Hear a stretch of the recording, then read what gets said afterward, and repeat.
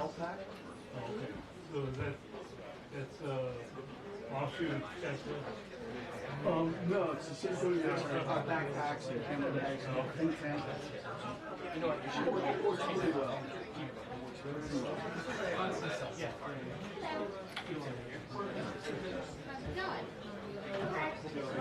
Yes, thanks, Sean.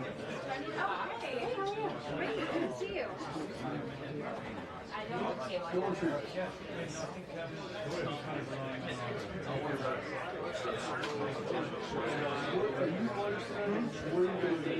Wherever. I'm like right in there.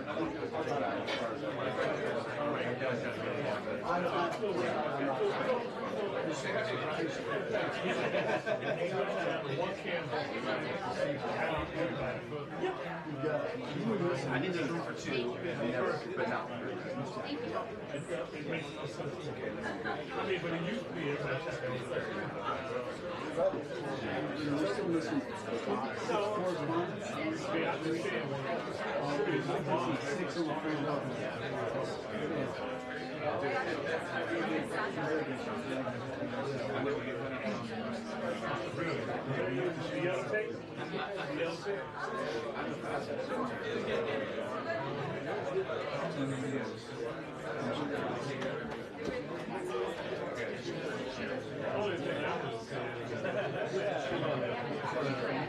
Come on, somewhere.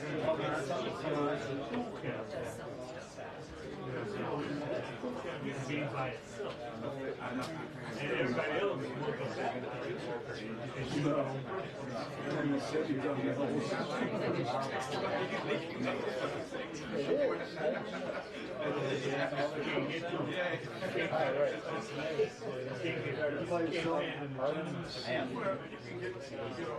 White House briefing.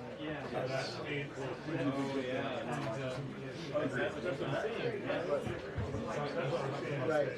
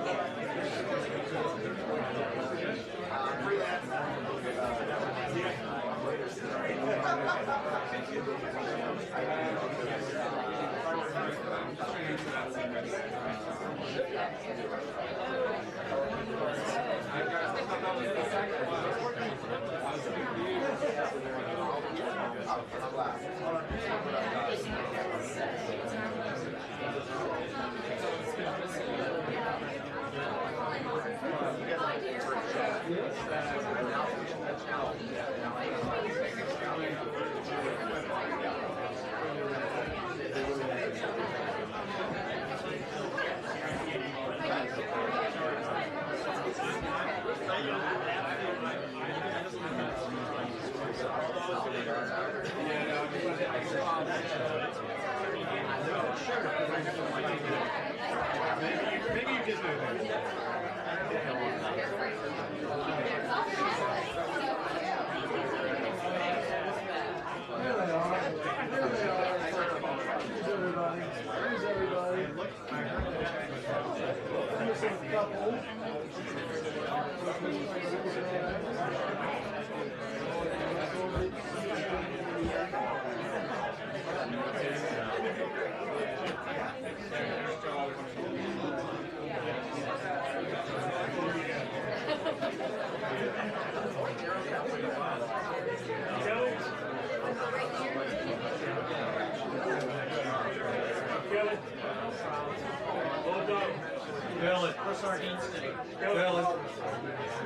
Kelly, over here.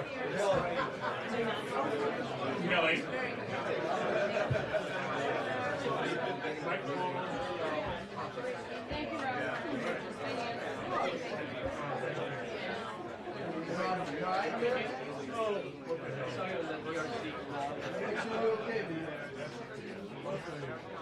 I love you.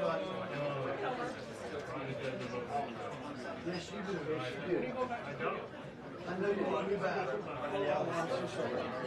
Yes. It's true. Thank you for joining us today.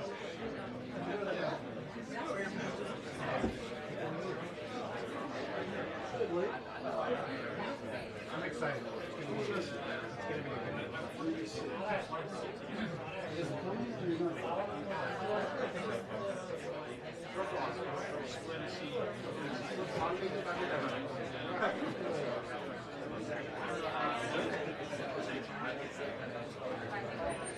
Not here at the appointed time. Cancel.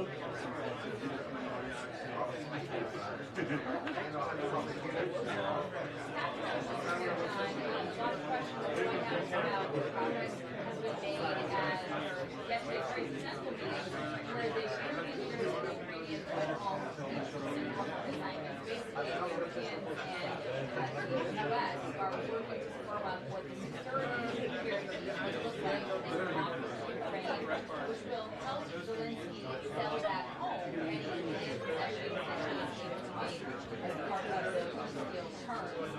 That was really his biggest assignment, was to be hard on the map and just what he let go of. And what was we have websites and everybody that changes in Ukraine are such a referendum. And so leaders yesterday left how we can work that out to him. But that is his job is in the next few days. He had said after yesterday's meeting that they all go to sort of formalize on paper what the plan is going to be, and then he said once that is done, that they go trilateral meeting. And then following that, they will have a trilateral meeting. We don't have a timeline right now for how long that's going to take. The Europeans said yesterday, probably weeks, not months. President Trump is obviously continuing to light that fire and get things done. He referenced a conversation we had at the table yesterday in that multi-leader meeting, saying he was talking to one of the heads of state or individuals there, didn't specify who, and said, oh, okay, we'll regroup in a couple months or a month or so. And he said, a month. People are going to be dead in a month. 50,000 people will be dead in a month. That's just tonight. And so he is continuing to try the coalition of the willing, so to speak, into getting their act together, getting that package ready, and able to present to Zelensky so that he can in turn make decisions that he needs to make. Probably also going to get some questions today on PC crime. We had basically continuing pushback on the president's initiative in a crime in the city, and he was touting the success of that on social media and in his interview on Fox this morning. So I expect to probably get an update there.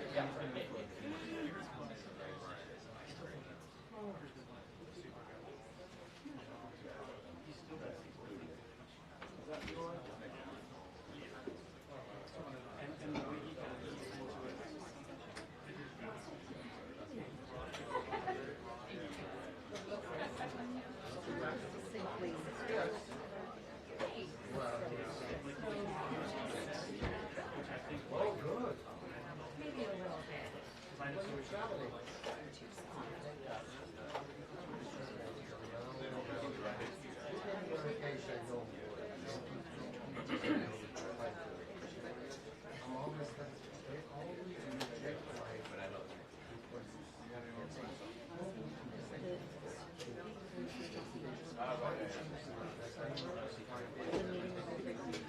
So that was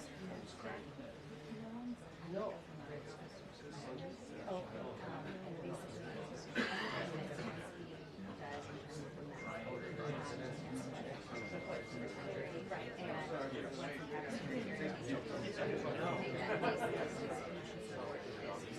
Right. But does the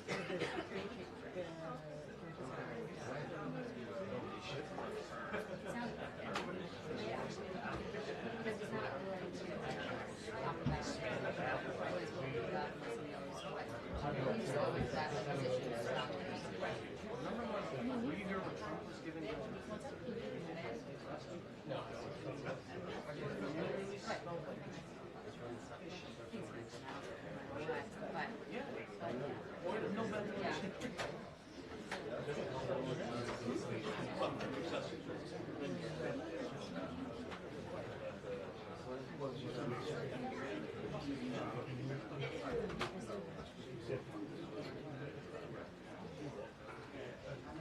Yeah.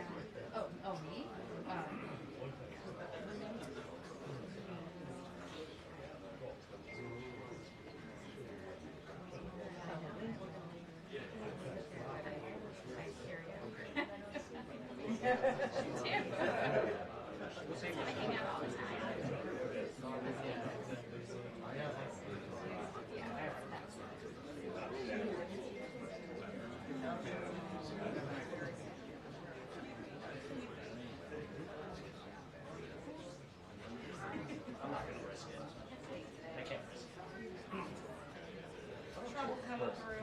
Oh, you're coming through now? Oh my gosh. Oh, you know. Every briefing, I'm like, I'm gonna get out here early. Why would you do it? Thank you for joining us. Oh, 25 minutes. right, yeah. Cancel. 3:45. It's mental. Yeah, it is. That's a good color to Everyone's bringing their suitcases. It's so nice. I want this. Can't wear that after races. What's tomorrow? Only wearing. What I look like? Calendar? Oh, it's Monday. Yeah. Very cool. I see that they started doing it again.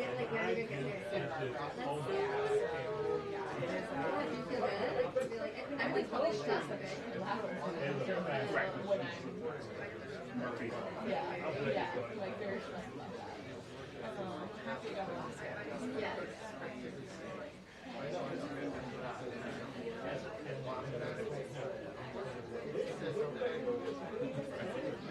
Everybody don't like it.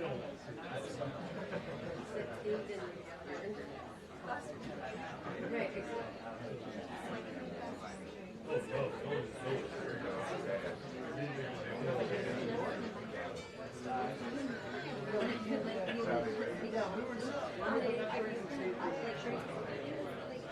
I mean, that would be one way down.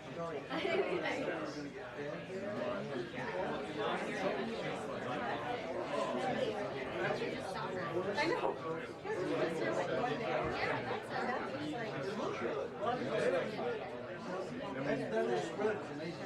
Chicken presentation. I don't know what.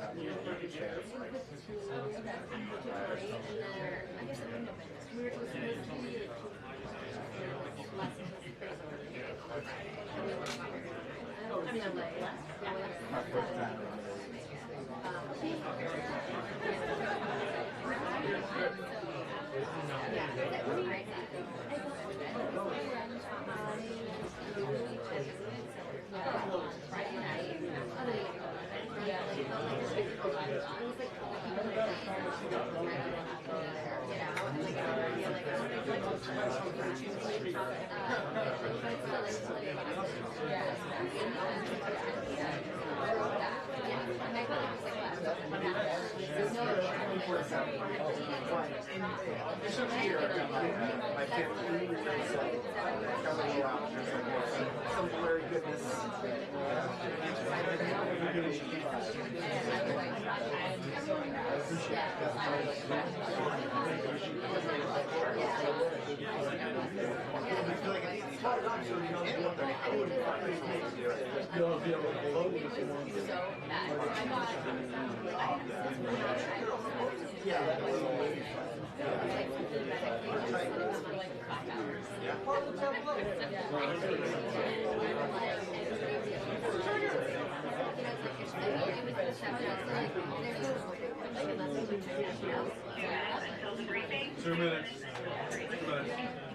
Straighten up and fly right.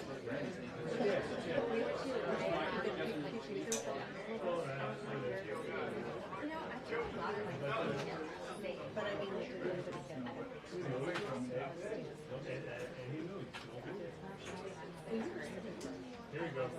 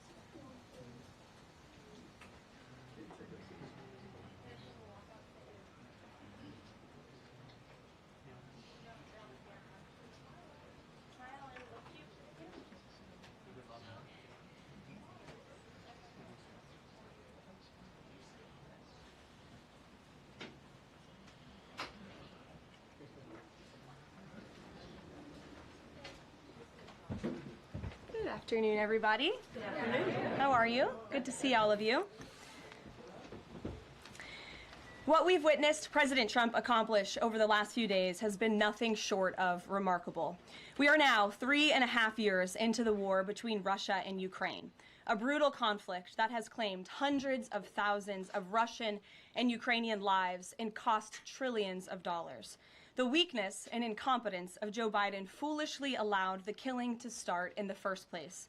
Until President Trump returned to office in January, the bloody and broken Biden status quo was to endlessly force American taxpayers to fund Ukraine no matter the cost, no matter how long it takes, and no matter how many lives were lost. There is no denying that Biden's America Last foreign policy moved the world further away from peace. President Trump rejected that failed approach and instead, over the last 7 months, has relentlessly pursued peace throughout his second term. And thanks to President Trump's efforts, we finally have movement after years of deadly gridlock. On Friday, as you all know, many of you were there, President Trump hosted Russian President Vladimir Putin in Anchorage, Alaska, for a bilateral meeting.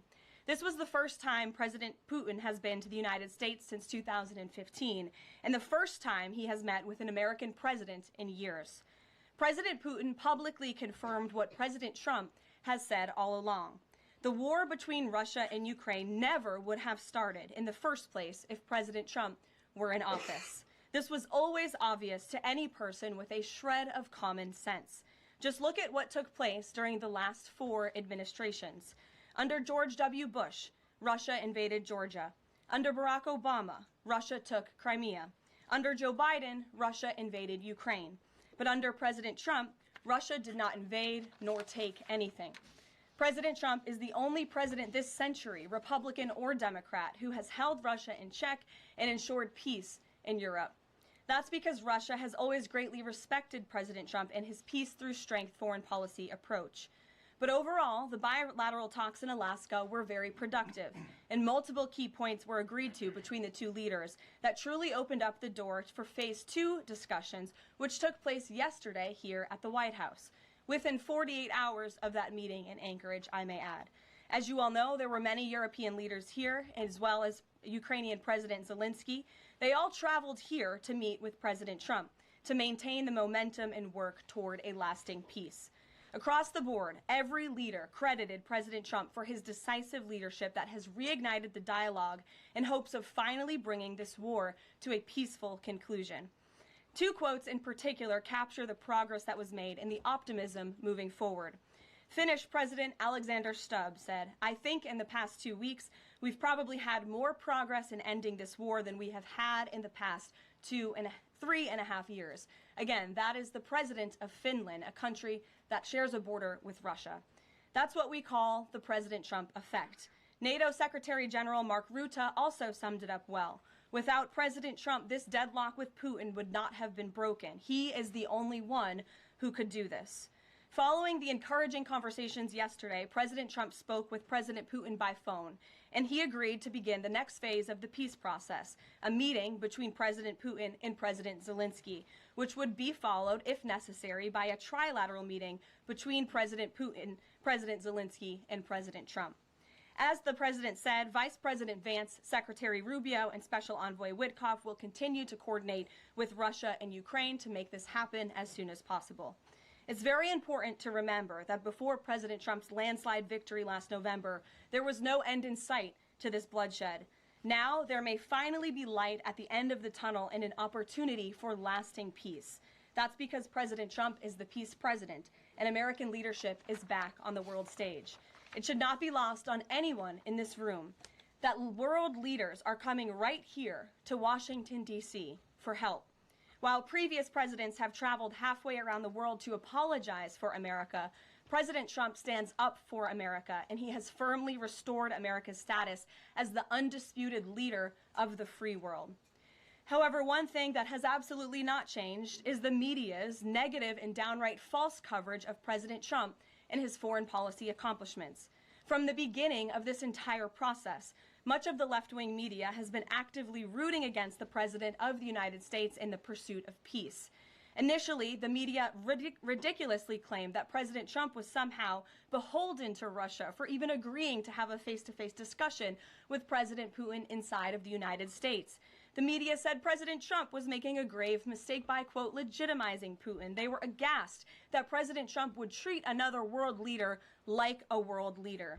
The media relentlessly attacked President Trump and claimed he suffered a, quote, major defeat for not immediately emerging with a final agreement, even though he said heading into that meeting, this was a meeting to listen and to understand how to move the ball forward. All weekend following those historic U.S.-Russia bilateral talks, we listened to clueless pundits on television trying but failing to claim that the president had failed. The so-called experts in the foreign policy establishment, whose record is nothing but endless wars, trillions of wasted taxpayer dollars, and dead Americans, have the nerve to try and lecture President Trump, who has solved 7 global conflicts in 7 months, about peace. This is the same president, by the way, who brokered the Abraham Accords in his first term, on top of more than half a dozen other peace deals this year alone, as I just said. We also saw yesterday the president of Ukraine and all of the other major leaders of Europe fly across the Atlantic Ocean to meet President Trump at the White House because of the progress that was made, and that, if you ask the media, failed meeting, but it was not. It was highly productive and it was successful. This is why Americans' trust in the mass media is at a lowest point in more than 5 decades. Diplomacy is a delicate process, and instead of reporting the facts about what is happening here at this White House and what is happening between this president and other leaders around the world, many outlets in this room continue to try to actively undermine the president and sabotage the efforts towards peace. That is why I felt the need to set the record straight. In other news, on the home front, President Trump's efforts to make D.C. safe again are working. There have been a total of 465 arrests since the start of this operation on Thursday, August 7th. Last night, there were a total of 52 arrests, including the arrest of an illegal alien MS-13 gang member with convictions for DWI and drug possession. Thanks to President Trump's leadership and the outstanding work of both federal and local law enforcement, dangerous gang members like the one picked up last night will not be allowed on the streets of our nation's capital. Other arrests last night included assault with a deadly weapon for stabbing, parole violation for robbery, murder, outstanding warrant for attempted murder, assault on federal law enforcement officer, and felony assault. 4 more homeless encampments were also removed during yesterday's reporting period. To date, a total of 48 homeless encampments have been cleared in Washington, D.C. by multi-agency teams. MPD patrol units are actively working with city officials to locate and clear additional encampments and remove homeless residents off of Washington's streets. And despite fake narratives from the media, again, a significant number of the arrests have been in high-crime areas of D.C. In fact, nearly half of all of the non-illegal alien-related arrests have occurred in Wards 7 and 8, the 2 wards that have the highest number of violent crime, as well as homicides and assaults with dangerous weapons last year. So while Democrats continue to coddle violent criminals, President Trump and this administration are focused on putting them behind bars and unapologetically standing up for the safety of law-abiding American citizens, and the White House will continue to provide all of you with the results of this operation in the days ahead. So with that, I will take your questions today. Here in our new media seat today, we have Jack Posobiec, who joined us in Anchorage, Alaska last week. Jack, thanks for being here. Why don't you kick us off?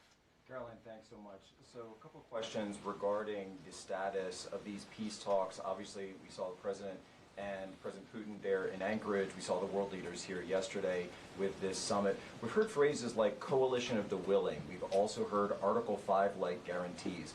When it comes to the security guarantees, what is the current status of that? I know the President earlier today mentioned boots on the ground would be UK, France, Germany possibly, but unequivocally said no U.S. troops on the ground, but U.S. coordination. Can you elaborate on that, and what would the red lines be? Sure. Well, you got to the heart of what I was going to say to all of you today on security guarantees, which is the President has definitively stated U.S. boots will not be on the ground in Ukraine, but we can certainly help in the coordination and perhaps provide other means of security guarantees to our European allies. The President understands security guarantees are crucially important to ensure a lasting peace, and he has directed his national security team to coordinate with our friends in Europe and also to continue to cooperate and discuss these matters with Ukraine and Russia as well.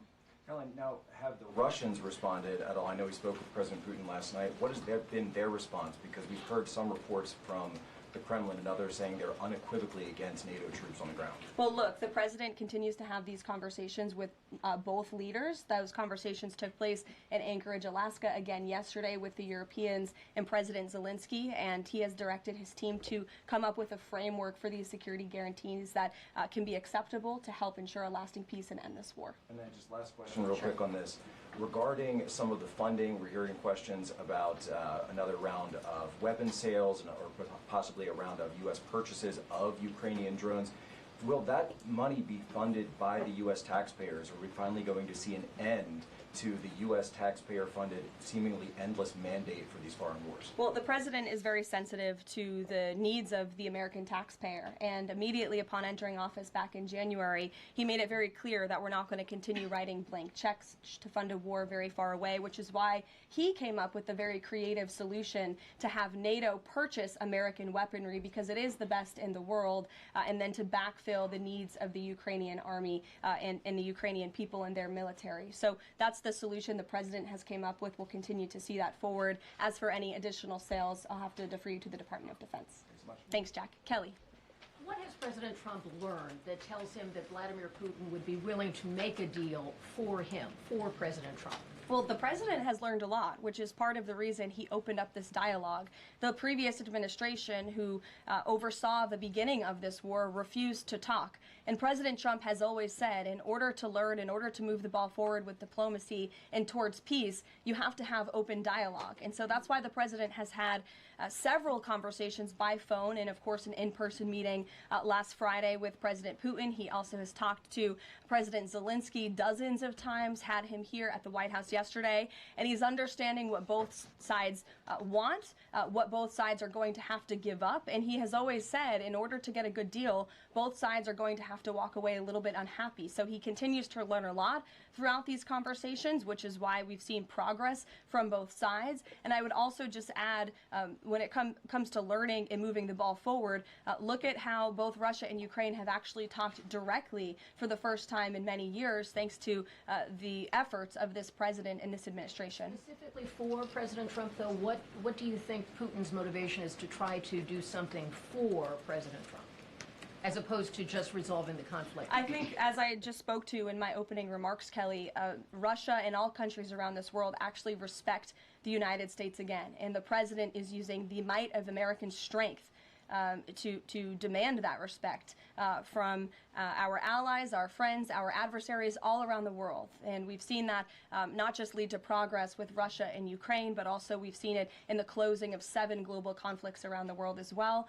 We've seen it with the release of hostages in Gaza. You've seen it with the end of the conflict between India and Pakistan, which could have resulted in a nuclear war if we had not had a president who believed in the strength and the leverage that comes with the job of being the President of the United States of America. Rachel. Thanks, Caroline.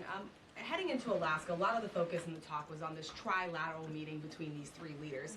Can you explain how this went from a trilateral meeting involving President Trump to now the focus being on this bilateral meeting without the president first? Well, look, the president has spoken to both leaders about this, and both leaders have expressed a willingness to sit down with each other. And so our national security team will help both countries do that. Ultimately, the president has always said that there are areas of disagreement in this war that will have to be discussed and decided upon by these 2 countries. And so he wants these 2 countries to engage in direct diplomacy. He's said that from the very beginning, which is why he's agreeable to the idea of having President Zelensky and President Putin get together. And I understand accommodations for that meeting are underway. As soon as we hear more details, we'll be sure to let all of you know. And just a quick follow-up. We know as of right now there is no ceasefire in place. We've seen Russia continue its attacks on Ukraine.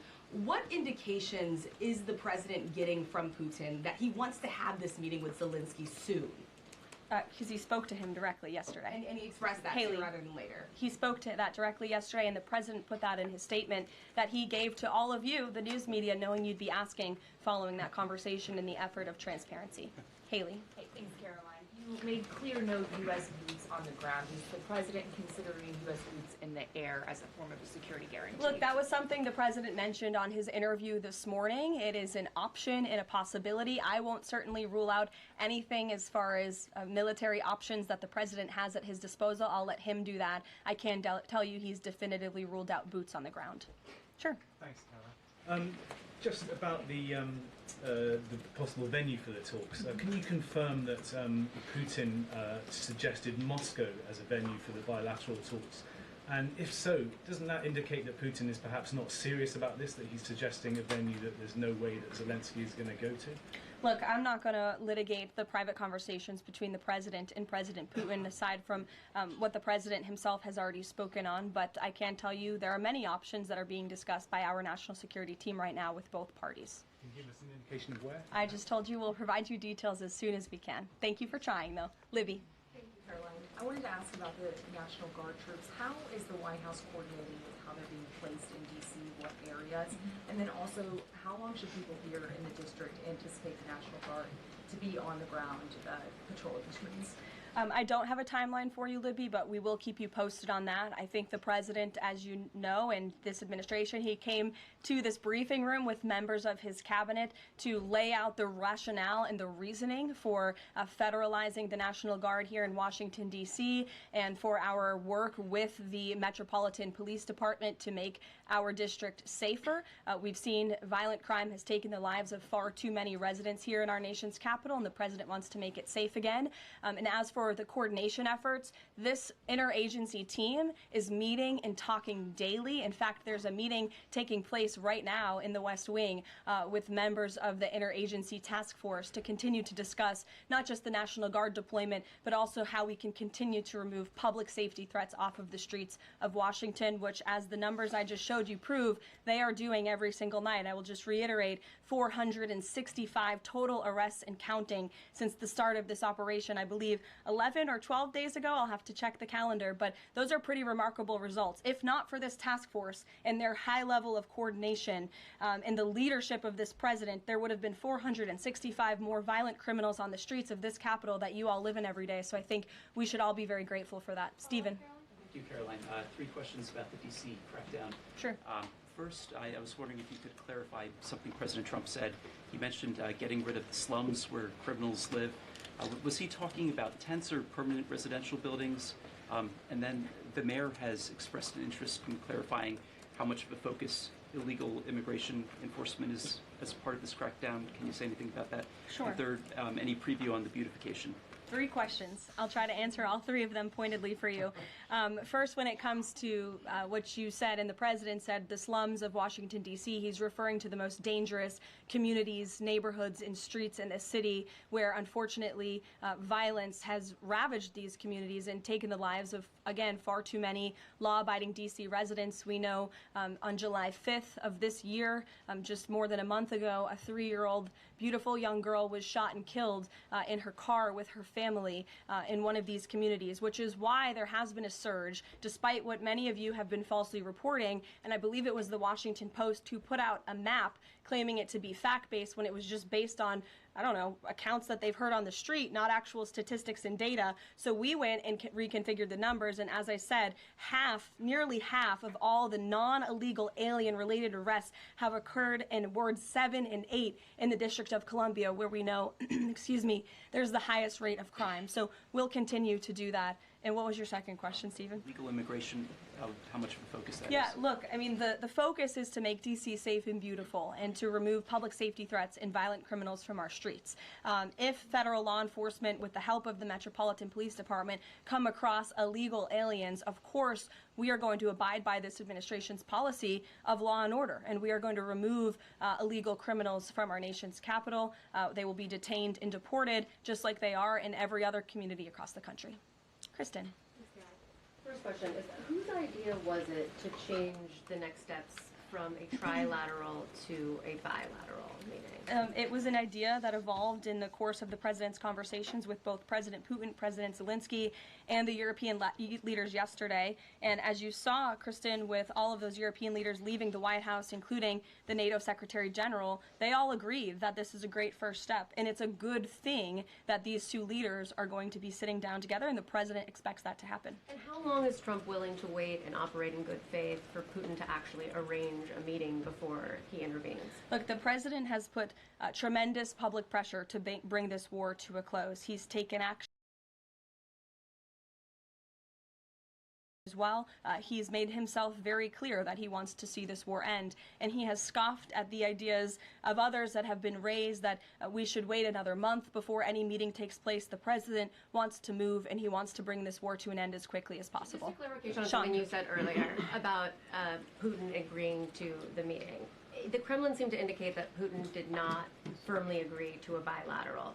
Did he agree to have a sit-down with just Zelensky on the phone? I can assure you that the United States government and the Trump administration is working with both Russia and Ukraine to make that bilateral happen as we speak. Sean. Hey, if the point is to get everybody on the same page, why wouldn't Trump just take the call from Putin while the other leaders were in the room? He said it would be disrespectful to do that. But why is it disrespectful? With all due respect, only a reporter from the New York Times would ask a question like that, Sean.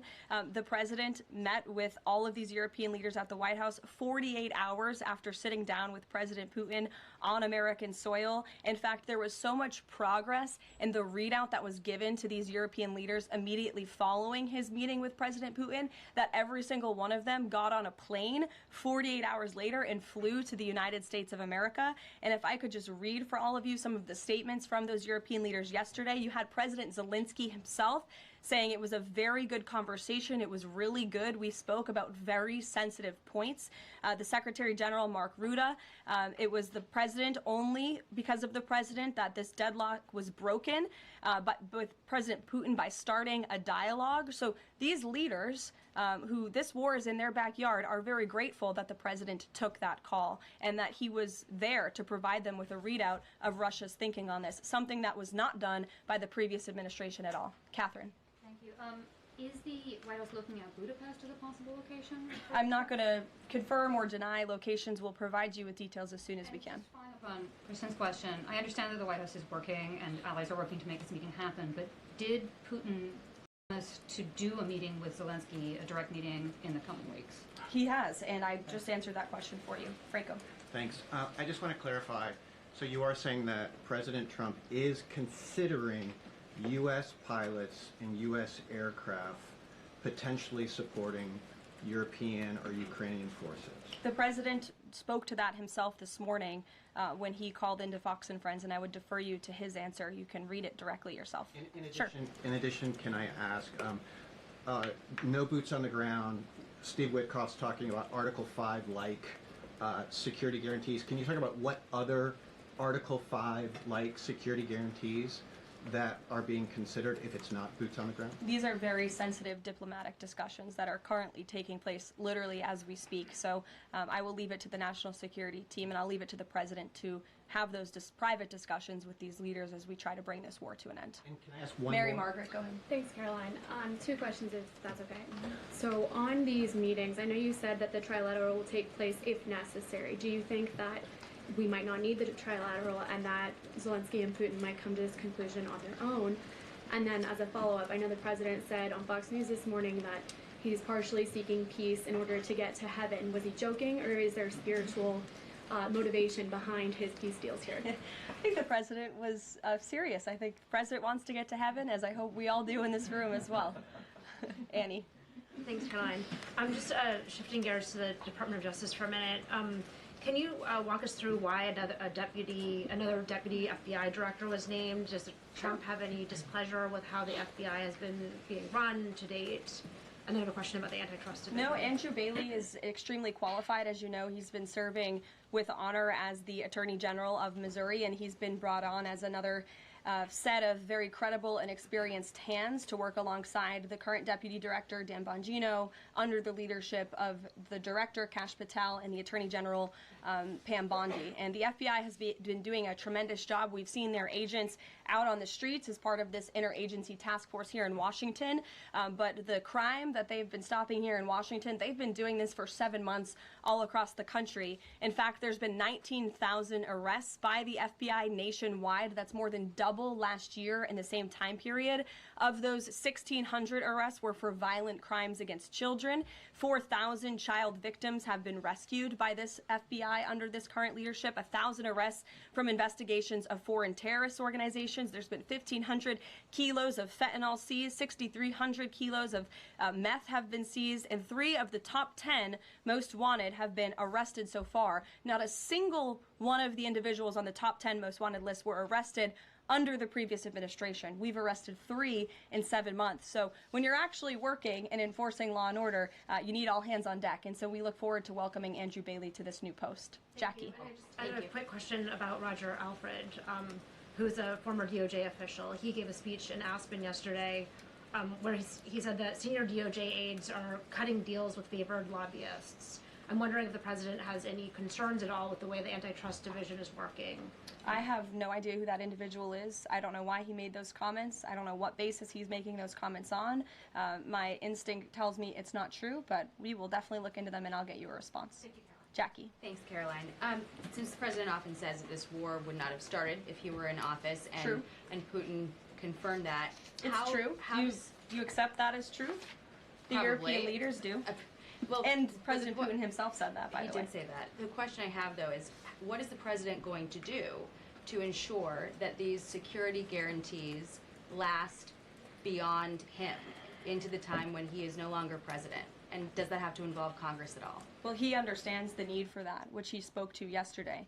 And what's he going to do? It's why he's engaging in so many talks and so many conversations with both sides of this war, with our European allies. It's why on the way home from Anchorage, Alaska, very late at night, when I know many of you on the press plane were sleeping and many staff were sleeping, the president himself was still awake at 2 o'clock in the morning talking to European leaders and NATO about how we can ensure a lasting peace and bring this conflict to an end. He has expended an incredible amount of time, energy, and effort into bringing this war to an end, and he remains determined to do that. Also, Go can I ask ahead. you about Go ahead. Thank you, Karoline. DC crime? Sure, Jake, and then to your right. All right. Thank you, Karoline. Which of the half dozen peace deals that the president's pulled off would you say he's the most proud of? And then I have another question. That's a good question, Jake. I'll leave that to the president to answer. I think he's proud of all of the peace deals that he's been able to achieve. You saw the president of Armenia and the head of Azerbaijan both at the White House just a couple of weeks ago. The president, I know, very much enjoyed spending time with them and helping to bring that conflict to an end. He very much enjoyed his time with leaders of Rwanda and the Democratic Republic of the Congo in the Oval Office, talking to them about bringing that decades-long war to an end. India and Pakistan. He used trade in a very powerful way as leverage to bring that conflict to an end. So I know he's very proud of all of these achievements, and I know he's very honored to serve as the President of the United States and to restore peace around this world. Go ahead. So you mentioned Armenia and Azerbaijan. That's a conflict that, I spent time in the Southern Caucasus covering that. And, a conflict of over 30 years, and he resolved it in just a couple of months. Mm-hmm. Are there other conflicts that the president's working on right now that are off the radar screen that we should be tracking? In fact, there are many. The State Department is always working around the clock under the leadership of Secretary Rubio and keeping the president apprised of conflicts that are bubbling up all over the world. But of course, as you all know, as we've talked a lot about in this briefing, he's spending a lot of time right now on ending this war in Russia-Ukraine, and of course the conflict in Israel and Gaza, which he wants to see come to a close as well. Sure, go ahead. So the president says that he's starting a movement to eliminate mail-in voting, but states administer elections, not federal authorities. So can you provide any more details about how the White House plans to eliminate that? Mm-hmm. The White House continues to work on this, and when Congress comes back to Washington, I'm sure there will be many discussions with our friends on Capitol Hill and also our friends in state legislatures across the country to ensure that we're protecting the integrity of the vote for the American people. And I think Republicans generally, and the president generally, wants to make it easier for Americans to vote and harder for people to cheat in our elections. And it's quite mind-boggling that the Democrat Party could stand in opposition to common sense. He wants to ensure election integrity. There were great efforts that were made in 2024. I won't get ahead of myself for Hatch Act reasons to get ahead for the next election, but I can assure you this is a priority for the president. Go ahead. If I could just follow up on your comments about Gaza. Sure. There was a ceasefire proposal put forward by both Qatar and Egypt.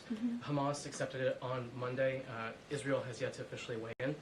I'm wondering if the U.S. was at all involved in it, if it's supportive of it, and whether or not the president believes Israel should accept it. I don't think it's a coincidence that Hamas accepted this proposal after the President of the United States posted a very strong statement about this conflict on Truth Social yesterday.